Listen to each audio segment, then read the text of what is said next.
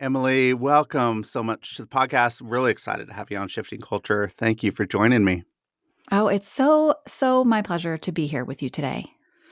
I would love to start with some of your decision making. You wrote this book, How to Walk into a Room, and it's not just about opening a door and saying, "Hey, I'm here," but it is a good discernment process and decision making.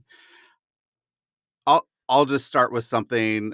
I'll give you a direction of like, "Hey, we're going to go here." Why don't we start as an introduction to yourself? How about starting to decide and making a decision, discern whether you should become a spiritual director? And what was that decision like for you? And how has that transformed your life with Jesus? What an excellent question because and I say that because it has been in some ways the most non-surprising surprise for me in my life Yeah. to arrive here at this path where I'm serving as a spiritual director. I feel like in many ways so much of my life has been pointing in that direction, but sometimes the most obvious things to us take us the longest to unpack. Yeah. And so it started for me, if I could point to a time when it started for me, it was back in 2016 when I was thinking about, I had been meeting with a spiritual director on my own. So I'm assuming we all are on the same page with spiritual direction, but I'll just say a sentence definition just for those who Yeah. might be like, what's a spiritual director? And really, when we say that, we just mean this is someone who is willing to sit with and hold space for you, the directee, as you discern and listen for what God might be doing in your life. So it's really the director. It's kind of a funny name because really the spiritual director doesn't do any directing at all, but the Spirit is the one, and so Yeah. we co-listen together prayerfully to discern what might God be up to. And so that's really, I had been meeting with a spiritual director with that type of posture for several years by then, and in doing so, with it being transformative in my own life, I also realized like, oh, I have some of these sensibilities in myself. There's a charism in me that is drawn to wanting to do this on behalf of and with others. Yeah. And I started looking for programs as we do. That's what we do. Like, how can I learn? And so in that process, though, I ended up finding a spiritual formation program, which is not a spiritual direction training program. So I sort of went a little bit more broad. And that was its own decision making process that I shared a little bit about in my last book, The Next Right Thing. Just about like, sometimes our decisions are the hardest when they're between two good things. And, it's clearer when we know, like, here's a good thing and a bad thing. Which will you choose? We don't really need a discernment format for that or a process. But for me, it was either keep doing the work you're doing or consider, going back to school and thinking through what a spiritual formation discovery might be. So that's what I ended up doing. So it was broader, and it was just I wanted to learn what does it look like to be transformed, and how do we learn from and become who we are becoming in the process of decision making, and what's the role of formation in that. So that was sort of where I ended up, was in the spiritual formation space at Friends University out in Wichita. And I sort of thought that might be it. But over time, since I graduated the last several years, I realized that there is a part of me that still really wanted kind of that one-on-one. What does it look like to hold space for someone else? And here's the thing about this decision for me of kind of stepping into spiritual direction as someone who was providing it is I don't think it would have been wrong if I hadn't. I don't think this was a situation where it was like, God has a will for your life and it's one thing and you must discover it, as if God is a cosmic trickster with two hands behind his back and makes you try to pick which one. And then if you get it wrong, oh, well, you missed your path. I Yeah. just don't think that God works that way. Yeah. But I have been delighted to discover new ways of relating with God and others through the practice of spiritual direction. And I imagine I will continue to Yeah. discover that in the years to come. Mm. So as you walk through the spiritual formation process and you started to become a spiritual director, and now you're holding space one-on-one with others and you're doing other things as you're writing, how has that impacted your own life and faith, even though that your focus is primarily with other people? How has it made you more introspective and relate better to Jesus? There's a real gift in serving as a spiritual director for me. One is that for a whole hour, I'm not thinking about myself. And I'm able to really have a front row seat to what God is up to in and around the life of someone else. That does not mean that things don't come up. I mean, I think part of our training in spiritual direction is unlearning all the terrible ways we normally listen, and those come up in a spiritual direction session.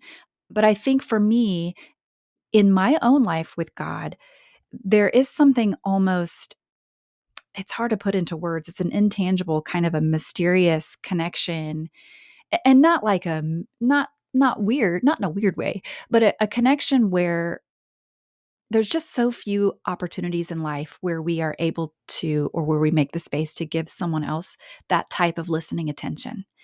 And I know it's been said in many different ways, but listening, when you're listened to, it feels a lot like love.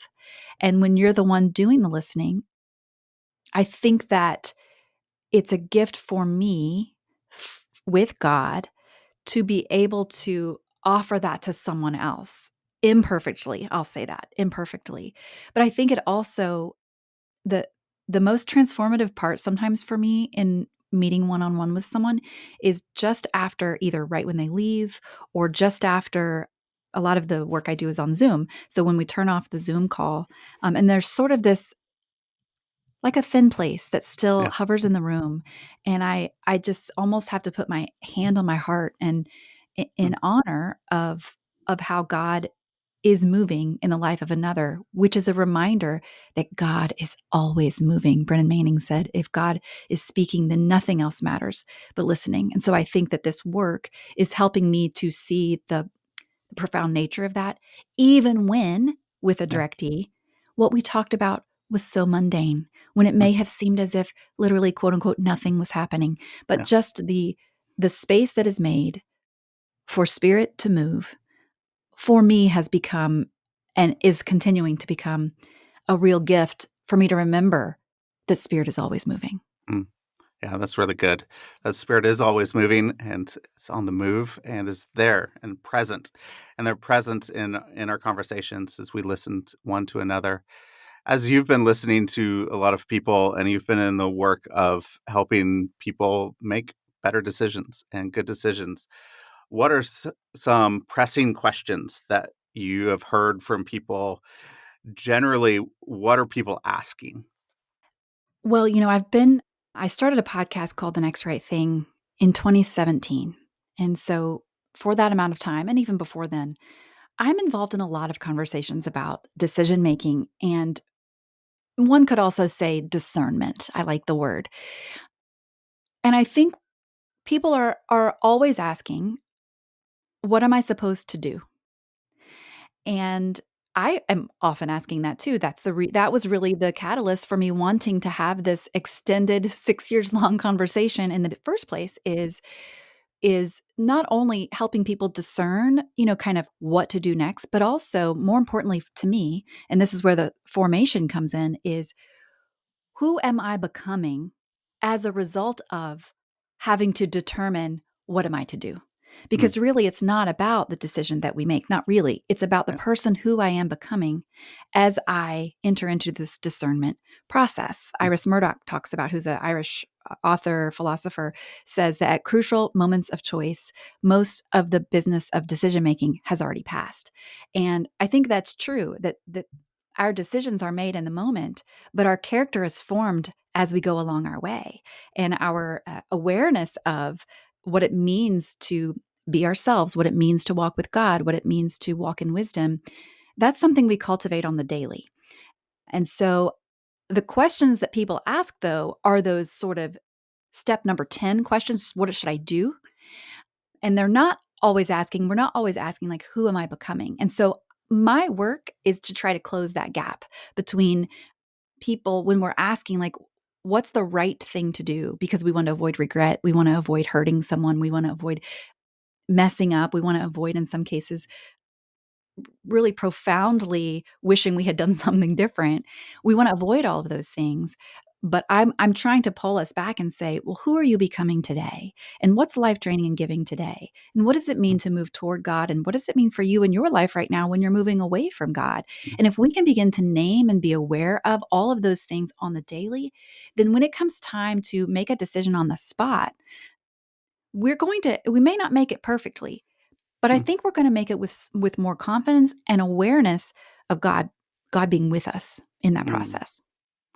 So what does that do for us is we're becoming something, and it's not just our actions. So it kind of reminds me of the difference between productivity and, our we're machines, as we're humans interacting and relating one to another in relationship with each other and with God and ourselves.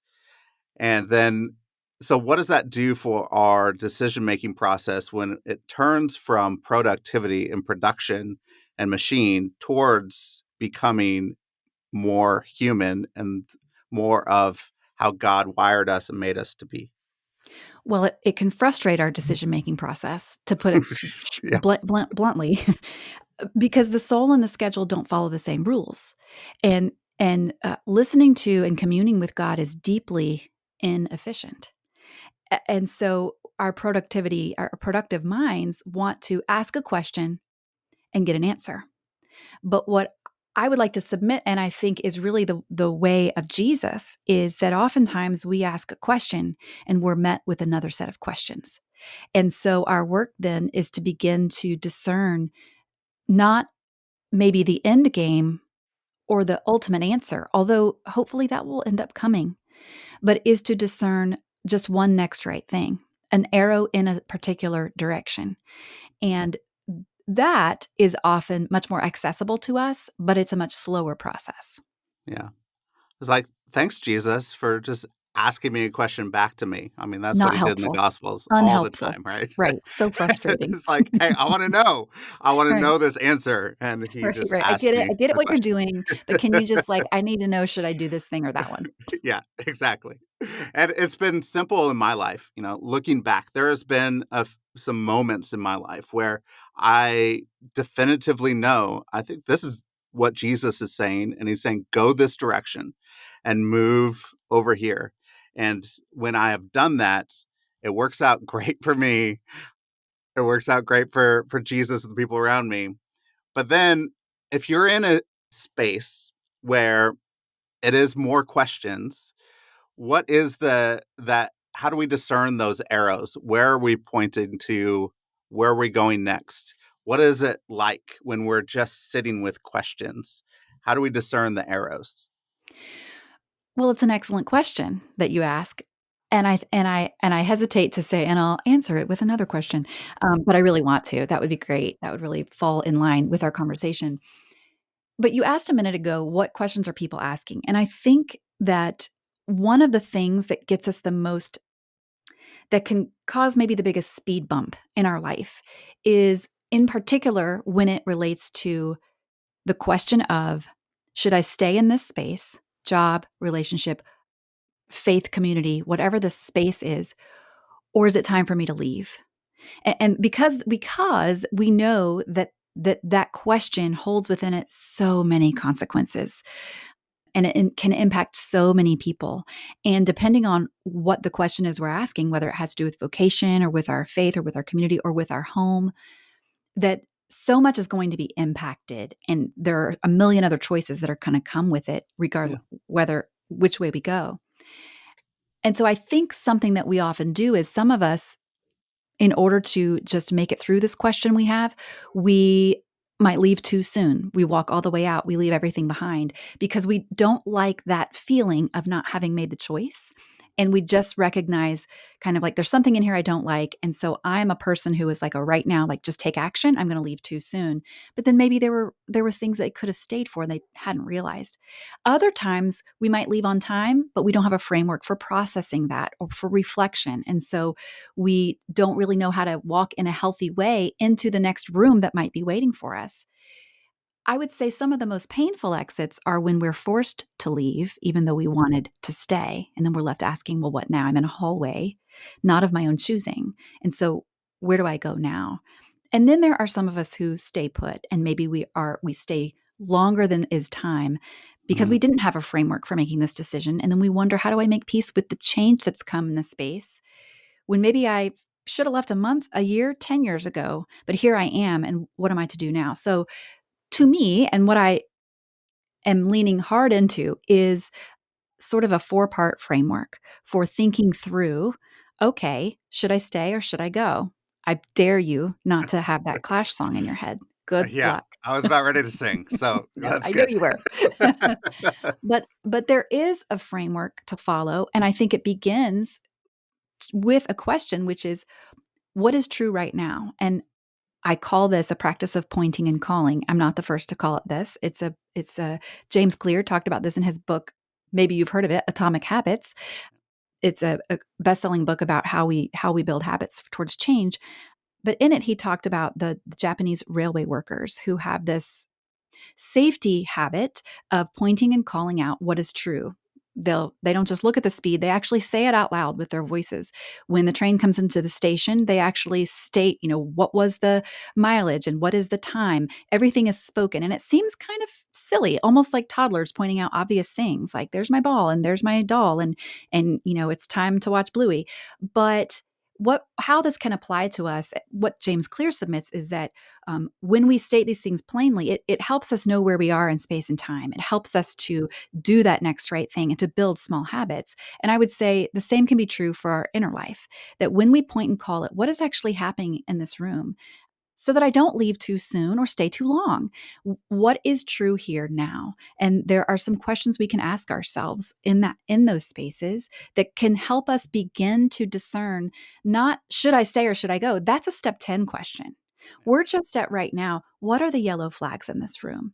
A lot of us want to say, well, this is a red flag, this is a red flag. And I would just submit, what if instead of going directly to everything's a red flag or everything's a green flag, what if we say, anything that gives me pause is a yellow flag? And it's just an invitation to pause and to hold and to pay attention and to name specifically, to point and call what's actually happening here that's causing me to ask the question, should I stay or go in the first place? Mm.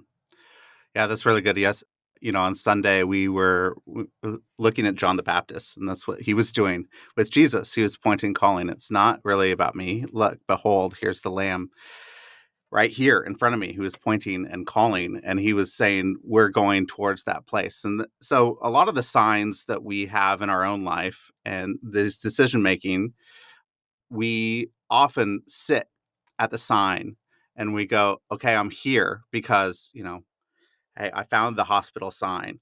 But really, you need to go into the hospital. You need to continue to move forward.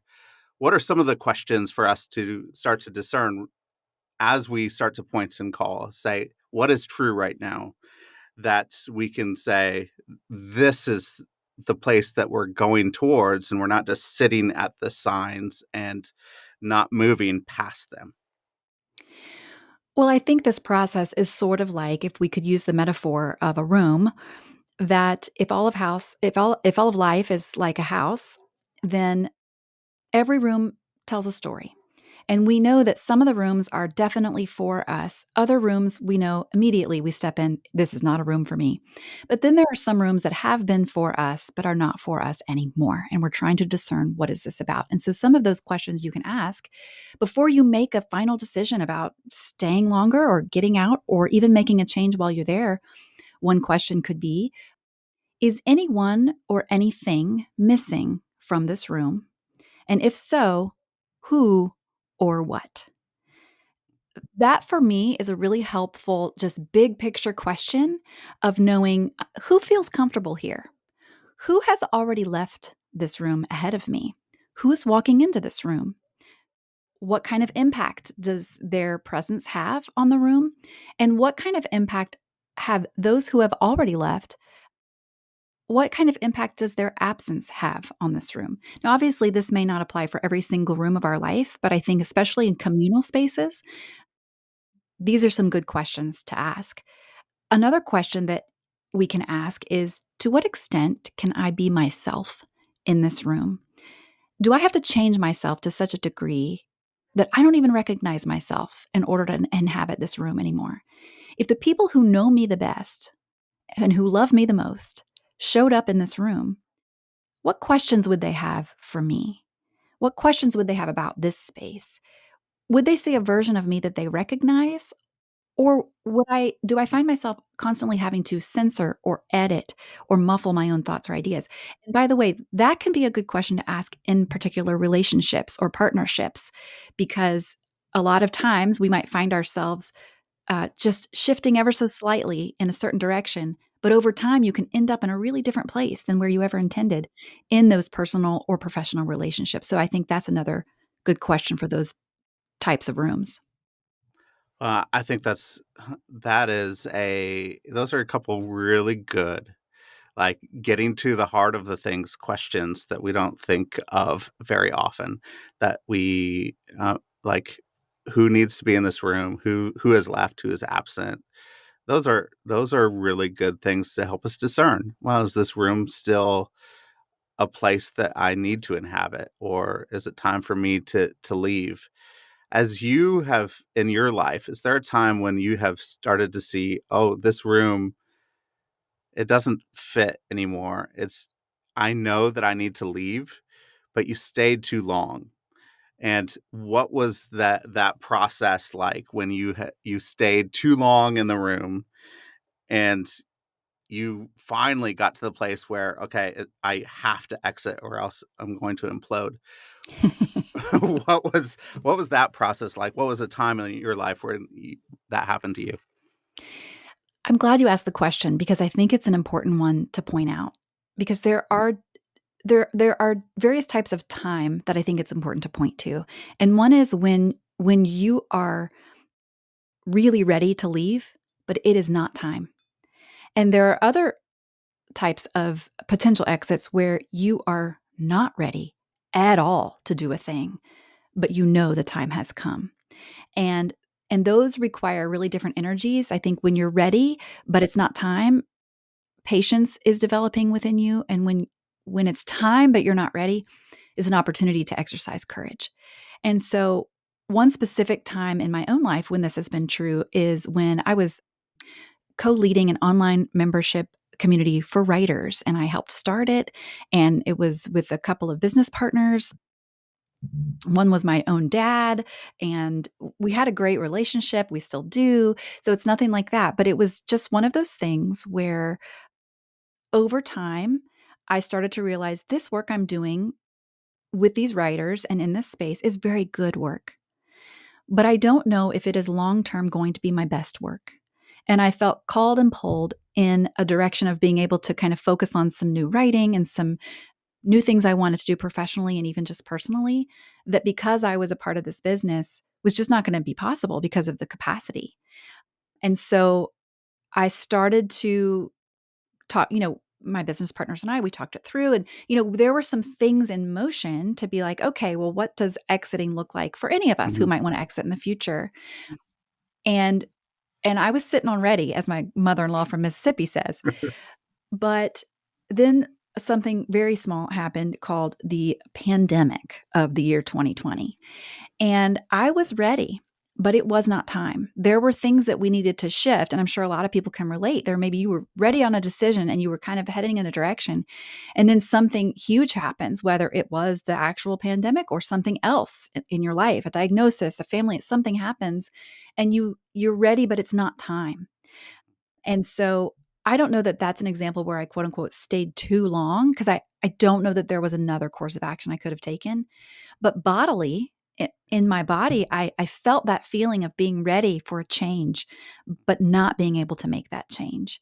And so that was a period of 3 years where I do feel like I was challenged to cultivate patience, to learn what I could learn, to receive the gifts of the room that I had, to make the best of a time that was difficult on everyone, not just in the business, but just globally, everyone. And to really accept the difference between kind of what I would say would be good timing and what ultimately in partnership with God was the good timing. So I think that's one example where Some of it may have been, I mean, I could have just walked away, but I don't think that leaving would have been good for anyone. But I think that's a good example of knowing this is a direction, and eventually you know that this is probably not going to be your job forever, Yeah. but needing to put some things in place and to wait some things out that are just beyond your control. Yeah.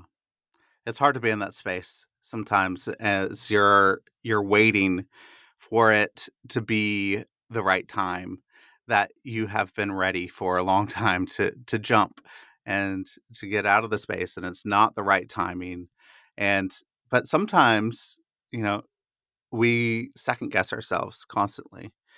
Is this really the right time? Oh, no, it's not. I can't do it right now. It's not the right time. And we even continue to stay. And maybe for a decade, we're saying, no, it's not the right time. Something comes up. How do you have the courage when you know it's time, even though circumstances are telling you it may not be the time? How do you have the courage to say, jump? It's an excellent question, and I think it depends on the person and on the situation, and sometimes I don't have the courage. And I think that's part of the thing, Hmm. is that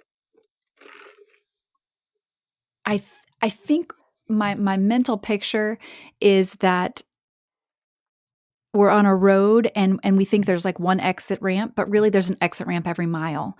And so knowing that this is not a situation where God is going to abandon us at the last exit, where we have to think like it's now or never. I think there are very few, there are some, but there are very few moments in life where it's now or never. So knowing that God is not going to let me miss my own life, and that God is going to be with me no matter what, even if I even if I fail drastically in the eyes of the world or myself, that there is always a question that I can ask myself, which is, okay, but what does this make possible now? It's one that, we hear business people ask a lot, but I think it's helpful here too. But I would also say that in addition to pointing and calling, some other steps along that path are one, or two, I would say pointing and calling would be step one. Step two would be to remember the path you've already walked. So rather than trying to peer ahead into the future of like, when is the right exact time to leave, or, thinking about there is a path in front of me that I have to discern, I would say Hmm. the first thing to do is look at the path behind me that I've already walked, because that's really in life, we're almost always only standing at the start. There is no path laid out before us except the one we walk with Jesus. And it's not necessarily predetermined in the way that we think. I think there is such a collaboration with God that it's almost like we're entering into a dance together, and that Yeah. there is a back and a forthness that we can experience in communal life with the Trinity, that we can move forward together and create a thing that wasn't there before. Not us having to try to find something that we missed. And so this practice of reflection for me has been helpful to determine timing, because Yeah. I don't know what's ahead, but I do know what's already happened. And I can look back and see Mm. when are times, other times when I have stayed too long, and what were the signs along the way, and what was at stake for me to leave sooner, and what was the result of me staying longer than I had hoped. Beth Moore did an interview with Russell Moore talking about leaving the Southern Baptist Convention, and she talked about how it's a lot easier to leave when we're angry than when we're Yeah. sad. And she talked about how if we wait until we're angry, we may have waited too long. And I think that's an important barometer, or can be one barometer to Mm. consider. When are times in my life in the past Mm. when I have been so enraged and I have left the room and slammed the door behind me? Yeah. That's one way to leave. Is it the most generative? Is it the one that I treasure the most? Probably not. But man, it is easier to leave when you're angry than when you're sad. If we don't want to leave when we're angry, what does it mean to leave well? To exit a room? We're talking about entering a room, but what does it mean to leave the other room behind well before we enter into the next room? Well, I think a lot of it comes down to knowing that endings will always come and go, but closure is a luxury. So knowing that not all endings will have closure and letting that alone bring us a little bit of peace. I think sometimes we think to end well means A, B, C, D, E. It means I have explained myself and my reasons to everyone in the room. It means that I have finished every single thing that I possibly could have done while I was there. It means that everyone understands why I'm leaving and the timing. It means that there are no questions and all is certain. And that's what we think leaving well is. But I would like to submit that sometimes leaving well is leaving alive. It's leaving in with a great amount of trust that Mm, I may or may not be doing this at the exact right time. But I'm going to trust that God is with me and that God is with you who might still be in the room behind me. I'm going to trust that in the same way that I may have been brought to this room, or I may have even prayed for this room in the past, and this mm, was my next right thing at one time, that I'm going to trust that just because it might not be a room for me anymore does not mean that it wasn't a right room for me then. And that can help me with a lot of regret or questions or questioning, saying, like, oh, I wanted this so badly and now I've changed my mind. Is that okay? And I would say, yes, leaving well is understanding that there is a healthy human rhythm to leaving rooms and finding new ones. And that doesn't mean that something is wrong with you. It might be that something is magnificently right. And so leaving well can also mean knowing and naming the gifts that I'm both leaving behind and that I'm taking with me. mm, And it can also mean refusing to romanticize your next room or villainize your last room. mm. Yeah, that's good. I think when we're exiting a room, one of the things I think the fear of, I would say, the fear of me, like my fear, I won't talk about other people, but my fear is that uh, all of my people that I've had that were with me in this will abandon me. I have a Yeah. fear of abandonment, right? And you have been over and over again talking about in this conversation about witness. God is with you. Other people are with you. People can hear you and listen to you. How do we what is that process like of leaving a room with that fear of abandonment, knowing that most likely these friends may be gone as well, and that we might have to find new people on our journey. You have beautifully described the third movement of this discernment process, which is acknowledging presence.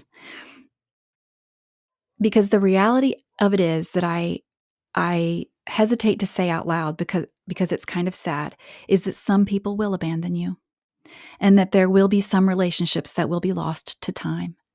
And that will need to be grieved and that will need to be named.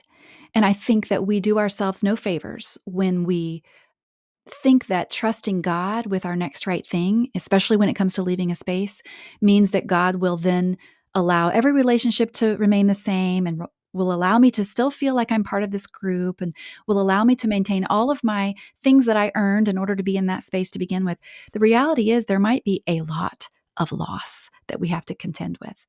But I would say a greater reality that as we leave rooms and find new ones where we can flourish and grow, is that we are becoming someone and hopefully we are becoming more fully ourselves. Mm, And part of that process is two things, is paying attention to and living in line with one, our own core values, and two, our own spiritual personality or our way that we connect with God. And sometimes when our core values and our own connection, way to connect with God, when those are aligned, in the spaces where we find ourselves, to the degree that we have the control to align those, because obviously sometimes we can't make the decision to leave and we must stay in a place that there's misaligned. But when we can align, I think that can often, there is a presence that is available to us in that, even with the abandonment feeling, even with the loneliness. And the presence is our very selves with God. And coming home to our own self in God can offer a great amount of comfort in the midst of some real loss of potential loss of relationship. Yeah. Well, let's grieve. That's fun. I know, But it's the grief is worst. it's the worst, but it is really important, and we often forget to do it, or, some people forget to do it, and they pass up that opportunity. There's a forced leaving. My mother-in-law, who lived with us for 6 years, just passed away, a week and a half ago, so 10 days ago, and so we're in the midst of grieving. A memorial is like 3.5 weeks away. So it's like this extended period of like limbo. And so it is like, hey, we have left the room that we know. Like we don't have the same house. Like when we were in the Middle East, we were working with Syrian refugees. We moved back to the States, and my mother-in-law moved in with us as soon as we moved in. So for the last 7 years, like this is what we have known. And my son has only known his grandmother in the home. And so now we have to walk into a new room, and we have to grieve the loss of a loved one that lived with us. But also now our literal home feels quite different. So if I'm not physically moving and going somewhere else to have a start to enter into something new, are there any good steps that we can take to say, okay, even we're in the same space, like the physical space, how do we make that and enter in well into something brand new? Well, you mentioned this communal goodbye, and one of our rituals of when someone dies is we have in our culture, and all cultures have their own grief rituals, but one of ours here is we'll have a memorial service or a celebration of life or a funeral, whatever you might want to call it.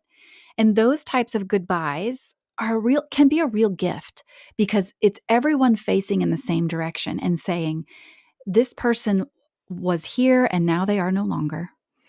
And now we are all agreeing together and facing in the same direction to offer gratitude for their life. But also, we're marking the ending communally and saying what was is no longer and what will be, we don't yet know. And that right there is a first step toward that. That is a way that we have culturally decided to point and call. It's a pointing and calling grief ritual that we all engage in. But I think when you go back home, like you said, and your home is the very same, and you're not leaving the room physically, but you are leaving the room in your own experience of that room. I think this process, I think it's important, at least it has been for me, to find personal ways of marking this ending differently. And that can be something as small as lighting a candle in the name of someone else.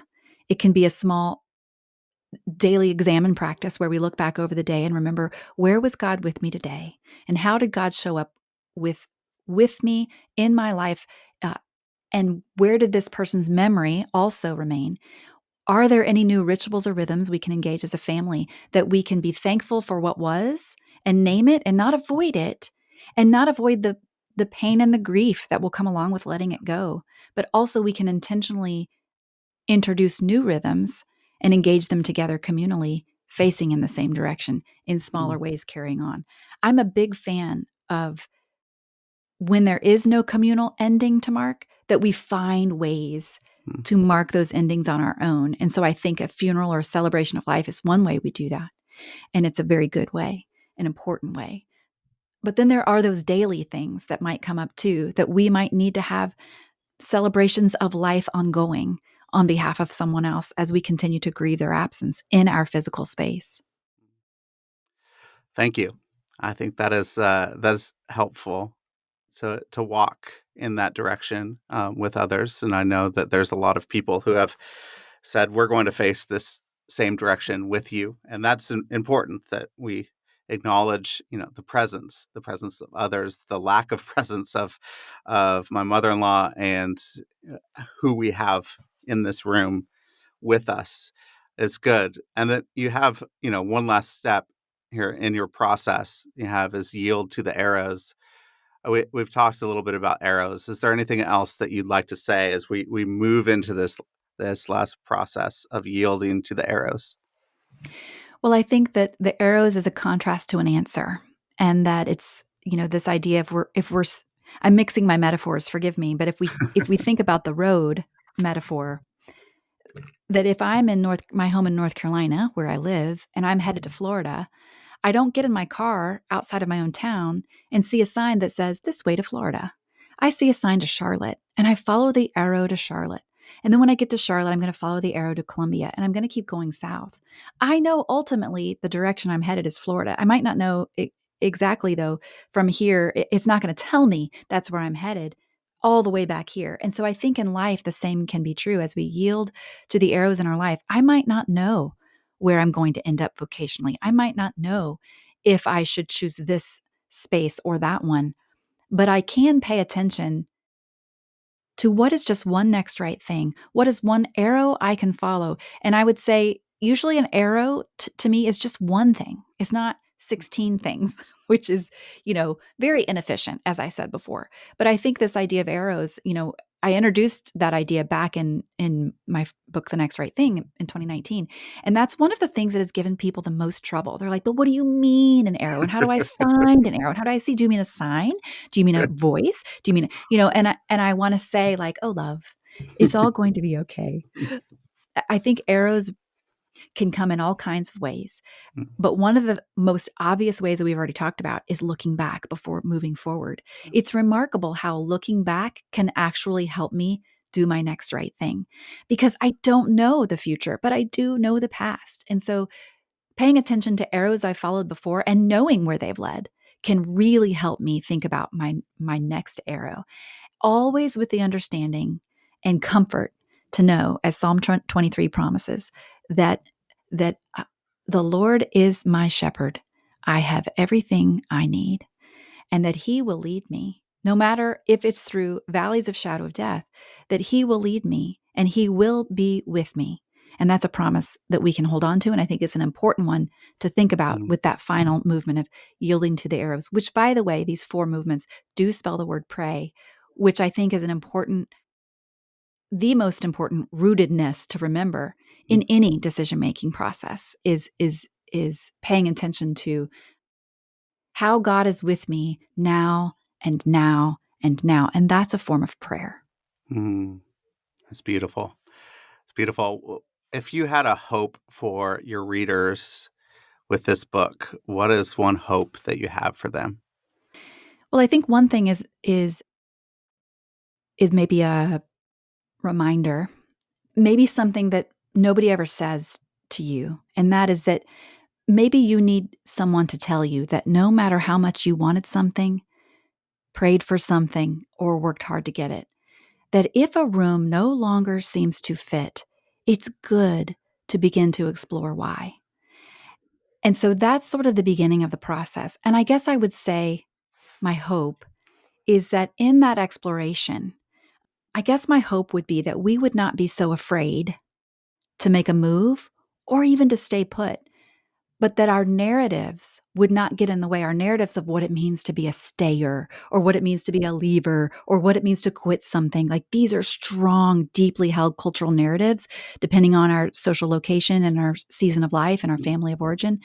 Those are strong narratives that can keep us from really yielding to arrows in our life with God when we might be sensing an invitation, but all those strong narratives might be holding us back. And so that would be my hope, is that regardless of if you stay in a room or leave a room, that you would not be afraid to ask your questions. Yeah, let's ask those questions, not given to fear. You know, over and over again in scripture, it says, do not be afraid. And why? Is because God is with us. In this process of yielding to the arrows, to going to find out what is the next right thing, God is with us, and we are not abandoned, and we're not alone. And so we have better stories to tell. We have better stories to tell ourselves, that we can have better questions to ask. And so thank you for walking us through that. Emily, I have a couple of questions for you at the end. One is, if you could go back to your 21-year-old self, what advice would you give? Well, I think I would tell myself, I mean, I want to tell myself everything's going to be okay. But in some ways, that's not true. Like sometimes things aren't okay. But maybe I would say that even when things aren't okay, ultimately you are going to be okay. Mm, yeah, that's really good. And I think that that actually dovetails great into what you talk about in your book, that it is about becoming more about getting the answers. Who are you becoming? You are going to be okay. And maybe the answer isn't going to be okay, or maybe the thing isn't going to be okay, but you are becoming and you are going to be okay. That's beautiful. That's good. Anything you've been reading or watching lately you could recommend? Ooh, what a great question. I have been reading a book called Braiding Sweetgrass by Robin Wall Kimmerer. And it's she kind of she's a botanist, scientist, but she's also a poet. And so she Mhm, writes on indigenous wisdom and about plant life and about, the council of the pecan trees. I mean, it is beautiful mhm, writing. And I just am learning so much about different ways of knowing and how much we have to learn from different traditions, from different peoples, from the land around us. So it's been a beautiful read. I started it years ago or maybe a year ago. And I was like, I need more margin in my life for this because I knew it was just so rich and good. And so I've picked it yeah. up now and it has been really generative and life giving for me. Mm. It's a good winter read when you Yeah. have to Yeah. hunker down inside and have some space. That's great and beautiful. There was a question I don't usually ask, but you talked about a thin place after your calls with your spiritual directees. What is a thin place for you other than right after that call? What what's that space where you feel the presence of God? You know that he is there. It's a thin place for you. I don't want this to be my answer, but I often experience that type of thin place in a time of great struggle. Maybe most particularly, I have two 20-year-olds, twins who are 20, and I have a 17-year-old. And we are just now newly emerging from sort of the teenage years. We still have one in it. But I would say that now and in the past, probably the times when I have most experienced God in that thin place is in parenting questions. In Mm, questions of knowing, do I lean all the way in or do I lean all the way out? Because listen, mm, shame never takes a break. And nowhere do I recognize it more than in my parenting decisions. And so I think though that's the worst, and I don't want any of that. I don't like any of those words I just said. However, I have found the promise to be true that God is with me in the midst of those what sometimes feels like walking through the valley of the shadow of death and the mm, great unknowing of am I doing this right and when is the grown up going to show up and parent these kids in the proper way. mm. And here I am, they're 20 years old like Emily. It's over. It's not. I understand. But it feels that way sometimes like wow, if only I could go back. But I do feel like I have experienced God in really sweet ways in those times where I am at the like not only am I at the end of the rope, I can't even see the rope. I mean, it's just like Yeah, there was a rope here one time and it's long gone by now. yeah, that's really good, and that's not easy, but isn't it great that God is there with you, that He's Isn't walking with it you? great? I mean, Yeah. it's just incredible that He is walking with you in that valley. There was really nothing as we were sitting with refugees that came out of a war and were in trauma.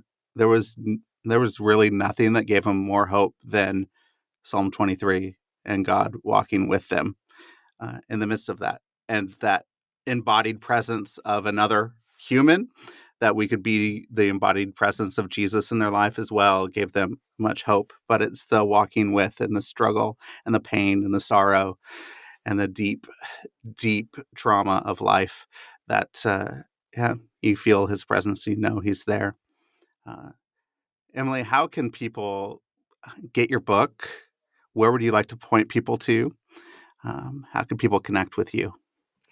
Well, you can find me wherever at my name, emilypfreeman.com. Same Emily P. Freeman on Instagram. And at one of those two places, you can find, how to walk into a room, really anywhere you like to get your books. All right. Anything else? I guess I would also say, I have a podcast called The Next Right Thing. We have new episodes every Tuesday, and those are, 10 to 15-minute just reminders of doing the next right thing in various parts of life. And then we also final thing is I have a newsletter, a Substack newsletter called The Soul Minimalist, where we take kind of whatever that topic that week on the podcast was, and we kind of move it to the written space where we can talk about it. Because that's the thing about podcasting, as I'm sure you know, is Yeah. you're saying things, but you kind of want to have a conversation sometimes. So that's what the Substack enables us to be able to do, is to kind of move beyond the pro con list of decision making and really kind of get into the deeper level of, okay, but what is discernment and what does it look like in this particular situation? So we Mm. do that at The Soul Minimalist on Substack. Well, Emily, I know for me, your podcast has been a fantastic space, but it's a space for me that gives me peace. It's just the way that you produce your podcast and the way that you speak gives me a lot of peace in my life. And so as I just sit and listen, I could take deep breaths and to figure out that, hey, I could just really do the next right thing and Yeah. take those steps. But it gives me great peace and joy listening to your podcast. So thank you for that. And, your book, How to Walk into a Room, is absolutely fantastic. This discernment process of, the process that you talk to, the pray process, is really important in asking good questions, to figuring out how to walk into a room in a space well. Is it time, or is it not time yet, but I feel ready? But, you know, the difference between peace and avoidance, there's so many things. And so thank you for this conversation as you walked us through that process, your story with that process, and you helping us discern how to walk into a room. It was a fantastic conversation. I love talking to you. So thank you so much. Thank you for having me.